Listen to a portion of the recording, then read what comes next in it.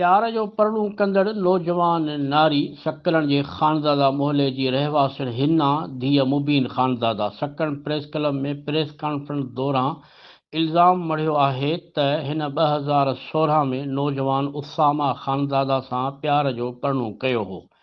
कुछ वक़्तु अॻु हिन मूंखे तलाक ॾेई छॾी आहे। तलाक बाद आउं पंहिंजनि अज़ीज़नि वटि रहां थी।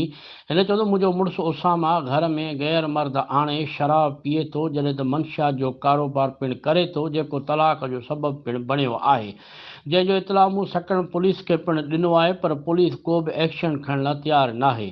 हिन चयो त मुंहिंजे मुड़ुस मां मूंखे हिकु पुटु ऐं हिकु धीअ जो औलाद पिणु आहे।